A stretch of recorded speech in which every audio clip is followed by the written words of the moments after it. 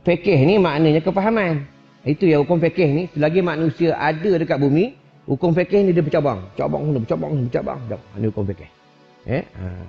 Kadang buat bid'ah, orang bergaduh. Buat bid'ah, orang bertolak. Wirid lepas semayang, bid'ah. Baca Yasin malam Jumaat, bid'ah. Nikah online tak bid'ah pula. Bid'ah tu tak ada pada zaman Rasulullah. Boleh buka hukum fikih zakat online boleh tak masalah, boleh buka hukum fikih dia. Faham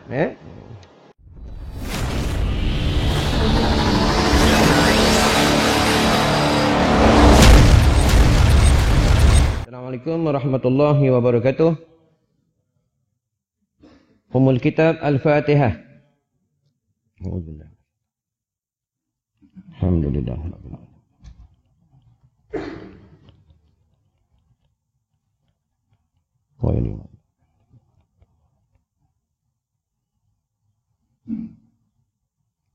Bismillahirrahmanirrahim. Rabbi syrah li sadri wa yassir li amri yafqahu qawli amma ba'du.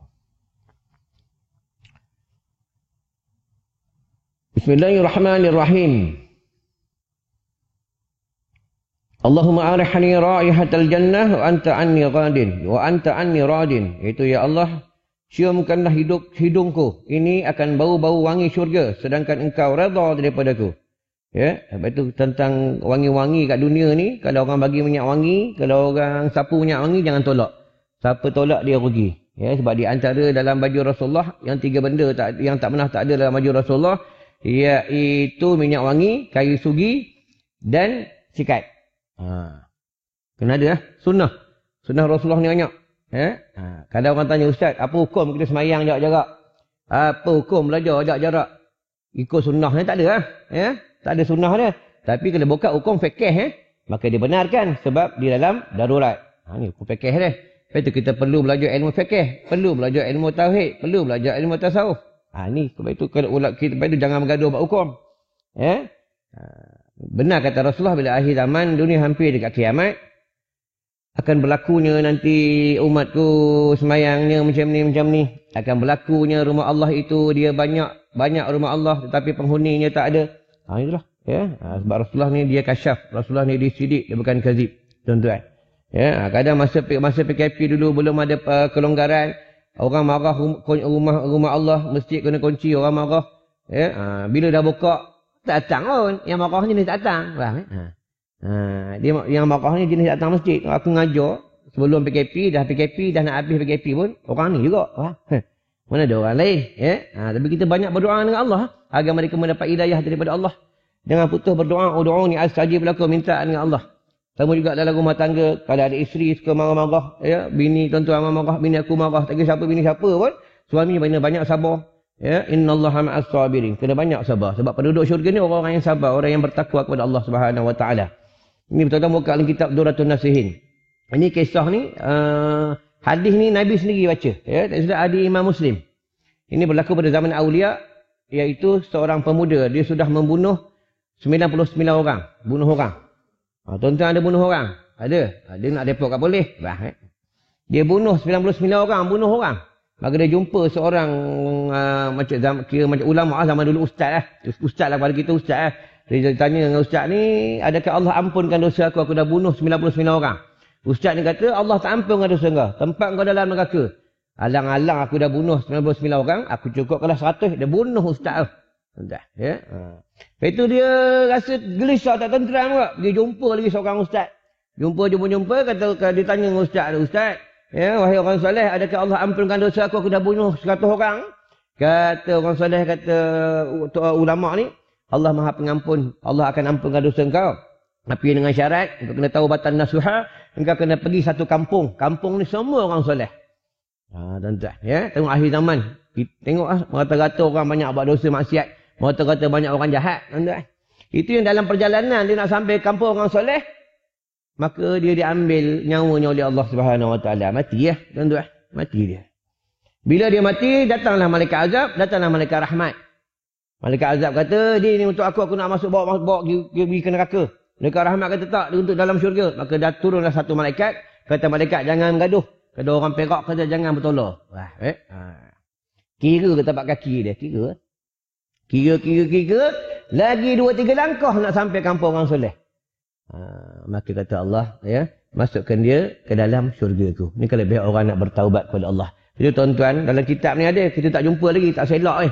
Orang yang keluar daripada rumah, tuan-tuan pergi masjid, pergi surau menuntut ilmu, ziarah orang sakit, buat jalan-jalan kebaikan, segala debu-debu yang melekat dekat kaki tuan-tuan ni, nanti dia padang mahsyar, bau kasturi syurga. Kasturi syurga, tuan-tuan, syurga ni wangi juga ni. Syurga ni lagi 500 tahun baru lah. Jambatan Sirat lah, lagi 500 tahun dah baru lah. Ini tentang syurga Allah. Tuan-tuan buka bab Al-Babul Jannah, bab tentang syurga Allah. Di syurga ni, dia ada tingkatan-tingkatan. Iman yang paling lekeh kali, syurganya berlainan dengan syurga-syurga yang hebat-hebat. Lepas itu diorang nak ziarah syurga ni, nak ziarah syurga ni. Allah ni, dia sayangkan hambanya, dia kasihkan hambanya agar hambanya tidak kecil hati. Bila hambanya nak naik ke syurga lain, nak ziarah kawan dia, Allah tutupkan syurga yang lagi hebat-hebat ni dengan cahaya, dengan nur. Agar hambanya tidak tersinggung. Nampak? Sayangnya Allah dengan hamba. Macam kita tuan-tuan. Allah sayang kita. Allah sayang kita. Ramai-ramai orang kita dapat semayang jemaah. Ramai-ramai orang ramai kampung kita dapat untuk ilmu. Kan semua orang dapat tuan-tuan. Talibul ilmi, talibul rahmah. Penuntut ilmu, penuntut rahmat. Untuk orang menuntut ilmu tu orang di alam barzah. Dia dengar kita cakap. Tuan-tuan. Dia kata apa, ruginya aku dah tak boleh belajar dah. Aku tak boleh semayang jemaah dah. Kau orang ni lalu-lalu tepi jalan ni jangan tak singgah masjid semayang jemaah menuntut ilmu. Jangan jadi macam aku. Dia cakap, tuan-tuan, tak dengar. Security depan tak dengar. Dengar mati security tu. Tuan-tuan. Tak dengar. Dalam hadis sahih. Apa kata Rasulullah? Orang kena azab dalam kubur. Orang kena tanya tu. Ma kunta ta'bud. Ma rabbuka. Man nabiyuka. Ma ikhwanuka. Malaikat mungkin nakir tanya tu. Yang dengar binatang lah. Manusia tak dengar. Jin dan manusia tak dengar, tuan-tuan. Kalau dengar, tuan-tuan, orang tak kena kubur, tuan. Dekat Ungkan Angkir ni, dia kalau jumpa yang meninggal tu orang soleh, orang yang beriman, dia seperti pemuda yang cantik. Lawa wangi ni malaikat Ungkan Angkir. Yang tanya, ma rabbuka man nabiyuka ma ikhwanuka tu, malaikat mungkar. Yang pukul, malaikat nakir. Kita semua akan bertemu dengan malaikat. Tak boleh elak dia lari punya. Tuan-tuan, pasti bertemu punya. Lepas sembahyang maghrib tu, jangan tak baca. Lepas subuh jangan tak baca. Amalan yang dibaca oleh Rasulullah tu. Allahumma ajirni minan nar, Allahumma ajirni minan nar, Allahumma ajirni minan nar. 7 kali jangan tak baca. Dah baca tu nak berganjak ke, nak tengok handphone ke, nak apa, nak tukar tempat duduk, tukar lah. Sebab ini hadis sahih. Tuan-tuan. Siapa baca ni, neraka pun minta dengan Allah. Ya Allah, hamba engkau minta jauh daripada api neraka. Tolonglah ya Allah atas rahmat engkau. Jangan masukkan dia ke dalam neraka. Neraka pun minta dengan Allah. Tuan-tuan. Baca. Kan susah nak baca pun. Tapi yang tak pergi baca, syaitan. Syaitan jahat. Tuan-tuan. Tuan-tuan risau. Isyak berhenti. Sebab pembayaran sampai isyak je. Bayar sampai isyak. Berhenti isyak lah. Tuan-tuan. Orang tanya aku, Ustaz dah mula kuliah? Dah mula lah. Tuan-tuan, dah 5 hari dah kuliah. Esok, Abu balik pada Penang. Esok dia tanya malam. Lagi 2 hari nak pergi ke Maman. 4 hari. Tuan-tuan, sebab kerja agama. Allah kata ngajar. Allah kata ngajar di luar. Allah kata ngajar di sekolah. Ngajar di sekolah. Tuan-tuan. Dan ketika engkau menghembuskan air daripada hidungmu, hendaklah engkau baca doa. Kadang orang tanya pula. Bab semayang, kita pakai mask ni, tutup hidung ni, pakai mask dia tutup ni, letak macam ni, semayang sah. Semayang sah. Yang wajibnya dahi. Ni hukum fikih. Dahi ni pun, jika tuan-tuan terjatuhlah rambut sekalipun, tertutuplah dahi, maka ada lagi saki baki separuh kita sujud, tetap sah. Tuan-tuan. Hidung tak wajib, sunat yang wajibnya dahi. Tu.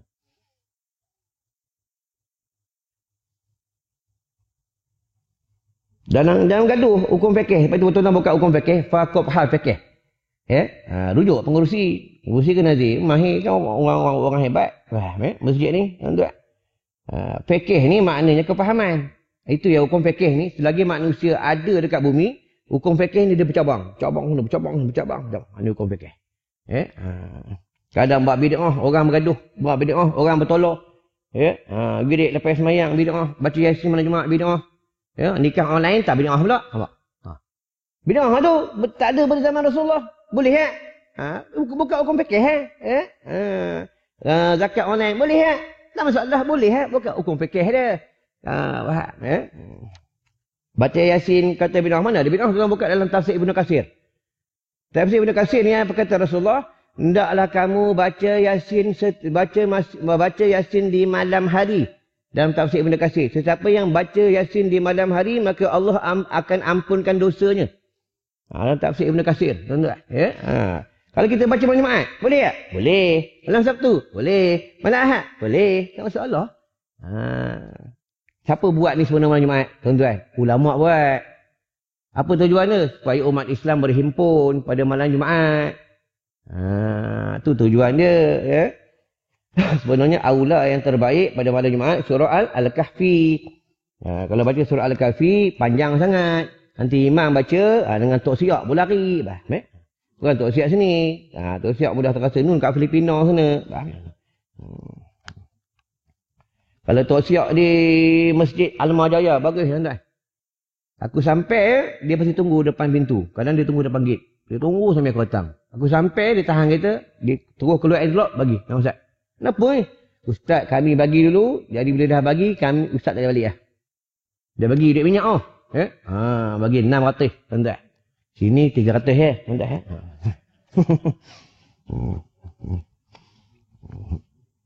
Aku orang bagi aku ambil aku tak nak cerita, tuan-tuan. Pernah tak orang bagi buka-buka kosong, ada tak? Dia terlupa. Belajar takdir mu'allaq, takdir mubram. Takdir yang boleh berubah, tidak boleh berubah. Kita belajar.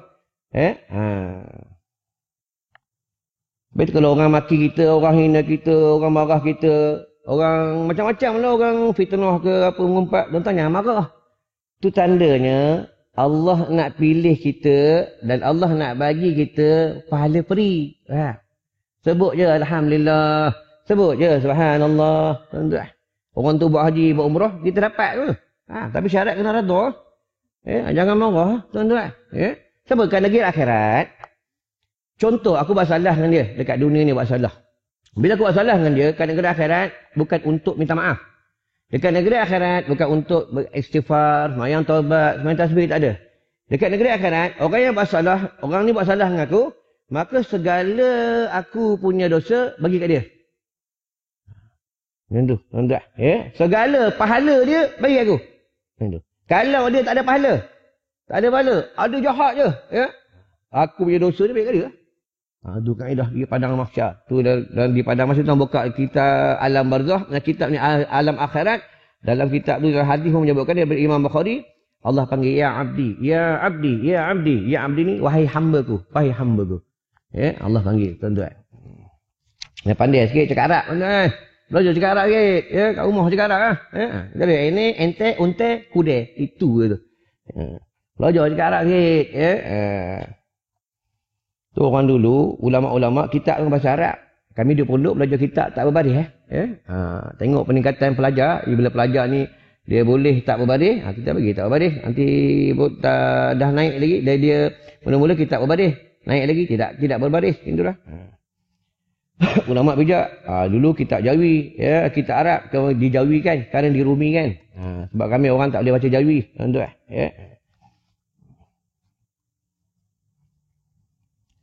Ni bab tentang doa yang dibaca oleh Rasulullah masuk air dalam hidung. Kalau masuk air dalam hidung ini baca dia Allahumma arihni ra'ihatal jannah wa anta anni radin.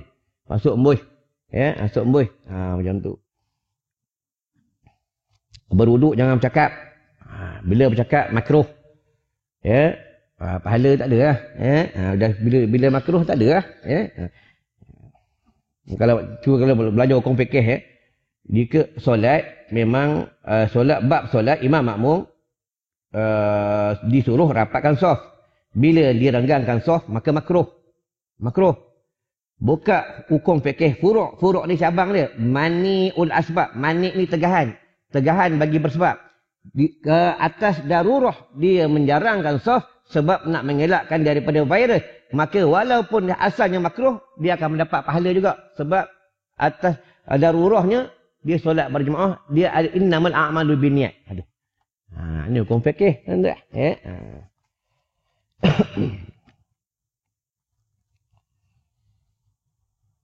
Allahumma inni a'udzubika min rawaihin nar wa su'id dar. Ya Allah, aku berlindung denganmu dari bau-bau busuk api neraka dan daripada kejahatan tempat kediamanku. Ya. Neraka ni busuk sangat tuan-tuan. Pintu kayu sugi ni, ya. Sampai orang kafir, orang bukan Islam, dia buat kajian di luar negara. Dia buat kajian kayu sugi ni. Dia sendiri pun pakai kayu sugi padahal dia bukan Islam. Dia dah buat kajian sebab kalau dia dah buat kajian, memang dalam hadis yang dah bagi tahu dah, kata Rasulullah, sahabat ulama orang bagi tahu juga, sahabat beramal kayu sugi, dia gusinya tidak berdarah. Gusinya kalau siapa gusi suka berdarah, kalau beramal gusi tak berdarah. Dan dia mewangikan bau mulut. Tahu mulut tuan-tuan. Ni lepas ni bokok mah embuh kawan.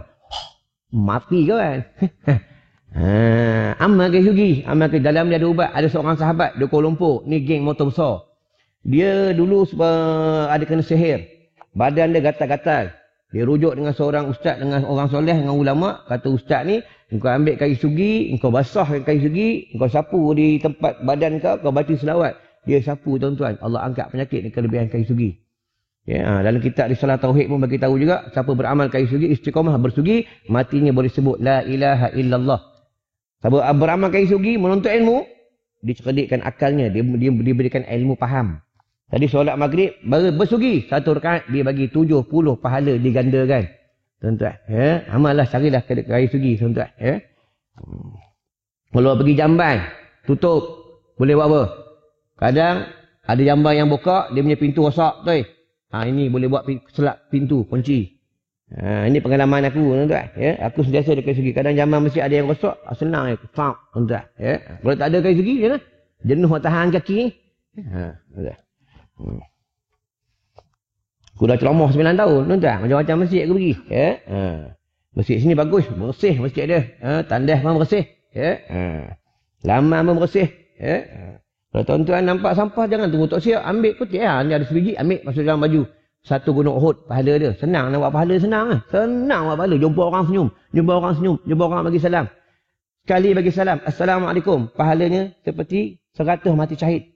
Nanti kat negeri akhirat kutip pahala. Pahala bagi salam tuan-tuan. 8.40 ganti tuan-tuan. Jangan risau. Jangan tengok aku tak puas hati. Tengok aku tak puas hati. Kemudian ambil pula 1 cebok air. Buat air pun kena belajar. Air mutlak, air mustakmal, air mutanajis kena belajar. Kadang orang tanya, ustaz, bab tentang anjing kencing ataupun telanggar babi. Kereta, tiba-tiba anjing pergi tayar kereta kita, dia kencing. Cerit. Ya? Nak kena sama. Hukum fikih tak payah sama. Sebab apa? Sebab tayar kereta kita tak buat semayang.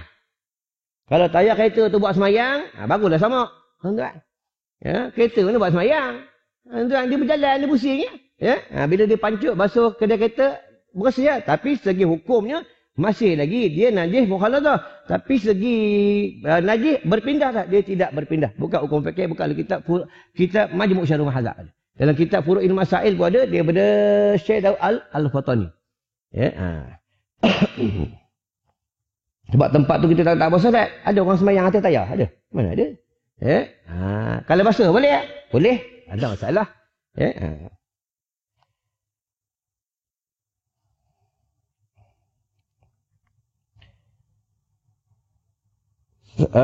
Satu cebok air lain untuk engkau membasuh muka. Basuh muka. Lepas tu muka ni kalau basuh muka, kena tahulah bab tentang yang wajibnya. Ini wajib. Wajib sampai bawah dagu ni wajib. Ni had dia. Kata ulama, kalau ulama, saya Syekh Ramli ke Syekh Ibn Hajar. Naklah dilebihkan sikit. Lepas tu kalau anak rambut dekat sini ni, jangan dia selak-selak. Bila selak, sebab anak rambut sini ni, wajib dia kenakan air. Itu. Orang dulu 1 air mineral boleh wuduk 2 kali wuduk. Kita wuduk dekat 4 timba tuan. Menghabiskan air masjid je tak habis-habis. Sedekah kudukup punya orang. Lepas tu ambil wuduk, aulanya di rumah. Di rumah ambil wuduk. 1 wuduk, 1 fardu, solat berjemaah, 1 haji. Hadis sahih. Tuan. Bukan sahih Muslim. Di antara ulama yang mengekalkan uduk. Dia dah ada uduk, dia beruduk lagi. Ada uduk, beruduk lagi. Imam Asy-Syafi'i. Dia beruduk. Tuan-tuan nak dihindar penyakit, virus apa dah. Nak dihindar dia kena sihir. Rajin beruduk. Rajin beruduk, tuan-tuan. Ya? Tuan-tuan, apa kelebihan akhir zaman semua orang pakai mask? Aku cakap bukan mask, pakai purdah. Purdah. Tahu purdah? Ni kop. Ni pakai ni. Ya? Ninja. Dulu, ramai orang tak suka orang perempuan pakai nikah. Ramai orang tak suka orang perempuan pakai purdah. Bila pakai orang kata, ya itu hantu kongkom lalu, hantu kongkom lalu. Orang kata ni mana punya Arab sesat Tengok Padahal yang pakai ni wanita-wanita yang solehah. Allah nak tunjuk, nampak? Satu dunia pakai mask. Tuan-tuan. Tuan-tuan buka dalam kitab Allahu Rabbi, aku lupa dalam satu kitab ni. Ya. Ulama bagi tahu dia buka ni perempuan wajib tutup tak? Tak wajib tutup. Tapi bila akhir zaman dunia dekat dengan kiamat, bila dosa maksiat berluasa, asal hukumnya tutup muka ni adalah harus. Dia jatuh wajib nak mengelakkan perempuan itu dirogol. Macam itulah tuan-tuan. Tambahlah orang perempuan sekarang muka berkilat-kilat. Muka putih, muka pakai kosmetik, muka putih, kaki hitam. Tapi yang peliknya, dia bercantik-cantik, dia bukan untuk suaminya. Dia bercantik-cantik untuk kawannya. Dia bercantik-cantik untuk lelaki lain. Ni tak boleh, haram. Kita buka dalam kitab Muhimmah. Isteri ni, tu baru ni orang tanya aku, dia WhatsApp ke ustaz, suami saya ni, ni bukan buat isteri, kita buat suami dulu. Suami saya ni, dia penagih dadah. Suami saya kat rumah suka pukul saya. Suami saya kat rumah tak bagi nafkah. Macam mana ustaz? Adakah saya boleh minta cerai? Boleh minta cerai bila suami engkau mendatangkan mudarat kat atas engkau. Kalau suami kau tidak mendatangkan mudarat, maka haram minta cerai. Tak boleh. Itu kena belajar, kena buat isteri. Kalau macam ni, dalam keadaan kita masih lagi PKP, maka dimaaf dah. Tentu maka perempuan boleh tengok live kat rumah. Tapi untung dia, walaupun tengok live, dia boleh makan kacang kat rumah. Tuan-tuan tak boleh. Makan kacang, aku baling yang betul. Sedap lah belajar makan kacang, aku teruk cakap ni. Kena belajar. Kalau betul kalau isteri ni, bukannya dia tengking suami, isteri ni. Dia tidur belakang dengan suami, belakang ni. Suami tak reda, maka gugur nafkah kat atas. Gugur nafkah, suami tak wajib bagi nafkah. Kalau suami tak bagi makan, tak berdosa. Buka dalam kitab Muhimmah daripada Syekh Al-Fatani. Syekh Al-Fatani ni ulama Fatani. Nama dia Syekh Abdullah. Dia 5 beradik, belajar di Aceh, lepas tu belajar di Mekah, wafatnya di Taif. Dia di antara guru Tok Kenali. Ni Syekh Al-Fatani. Tok Kenali ni anak murid ni salah seorang Syekh pengarang kitab Bakhrul Mazi, Syekh Al-Idris Al-Marbawi. Ulama tersohor di negeri Perak tu. Pada Rengih Perak. Tempat aku mengaji tu. Mahat Yahyawiyah. Gulung pondok. Tuan-tuan. Dah 8.31. Tuan-tuan. 8.40 kita berhenti. Aku berhenti 8.37. 37.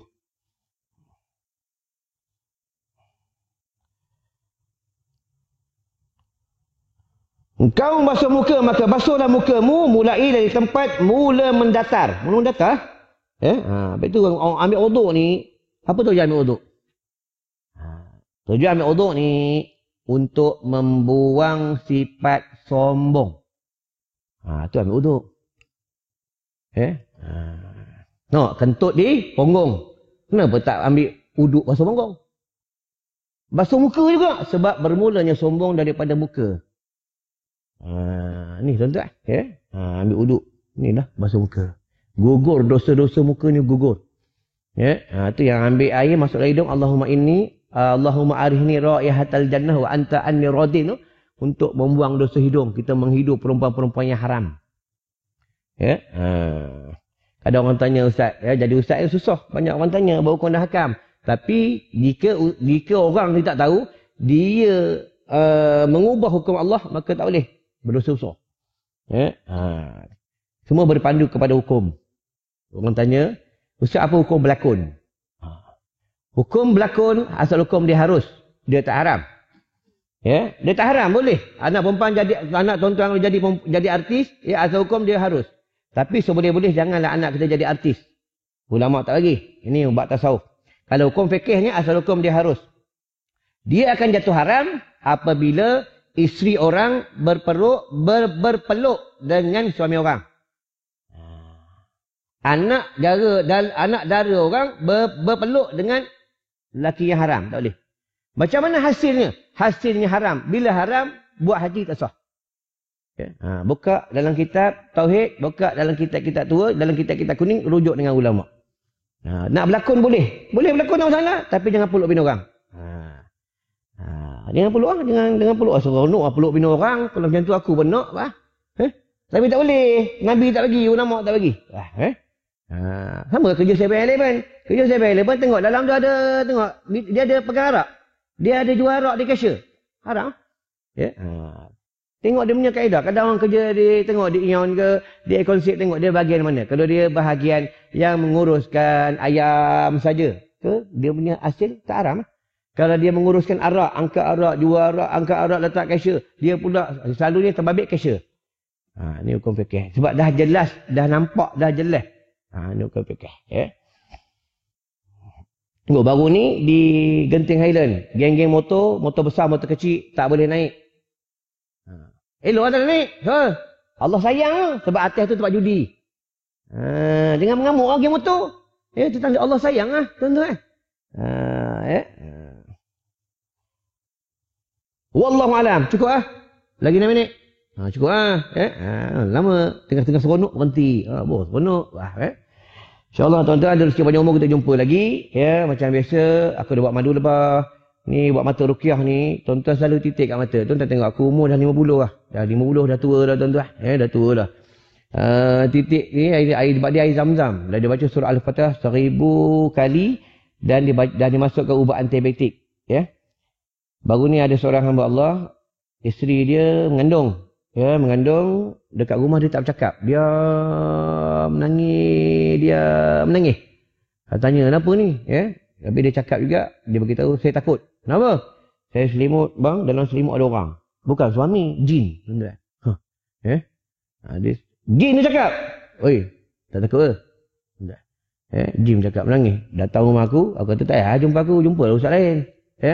Nak jumpa aku juga. Aku pegang kepala dia. Aku baca ayat Quran, ayat antibiotik, baca ayat surah At-Taubah, baca ayat kursi, baca ayat tertentu, pegang, muntah tuan. Cekak semua cebuk muntah. Alhamdulillah sekarang dah elok lah. Aku beritahu, Mas ambil minyak kasuri kijang yang kejual tu, spray dalam rumah. Sekarang dah alhamdulillah, dah elok. Itu kelebihan kasuri kijang. Tuan-tuan kalau ambil kasuri kijang, jangan ambil tuan-tuan simpannya, guna. Bila sesak, pakai. Spray dalam rumah, bagi anak hidu, tuan-tuan selalu hidu, dia mencerdikkan akal. Ada dalam hadis Imam Bukhari. Dalam kitab Nasaihul Ibad. Ada minyak daun bidara, sambil membeli, sambil menderma untuk sekolah aku. Dan tu ada buat tabung. Tuan-tuan boleh dah infak. Bawa RM1, masuk RM1. Tapi kalau RM1 memang kedekut lah. Tuan-tuan. Kereta pakai Honda. Masuk lebih sikit untuk anak murid aku. Sebab setiap bulan, aku kena cari dana RM2,000. Anak murid aku belajar di Yaman. Dan belajar di Terengganu. Kami hantar untuk tambah ilmu. Nanti balik, dia tolong madrasah setiap bulan. Dalam RM2,000 aku kena cari dana. Nanti aku back-inkan diorang. Baiklah, rasa cukup sampai kat sini. InsyaAllah ada rezeki panjang umur. Kita jumpa lagi. Kalau ingat tu tuan-tuan, kalau tuan-tuan nak dihindar penyakit virus, jangan lupa amalkan beruduk. Dan jangan lupa setiap malam sebelum tidur, baca surah Al-Fil 3 kali, ludah sikit dekat tangan, sapu anggota tubuh dan ketuk di pinggang 3 kali. Lepas itu, tidurlah. InsyaAllah. Dan jangan lupa juga baca Bismillah 21 kali. InsyaAllah selamat. Allah jaga kita. Allah selamatkan kita. A'udzubillahi minasyaitonirrajim. Bismillahirrahmanirrahim. Allahumma bika amsayna wa bika asbahna wa bika nahya wa bika namut wa ilaikal masir bi rahmatika ya arhamar rahimin walhamdulillahi rabbil alamin. Wassalamualaikum warahmatullahi wabarakatuh.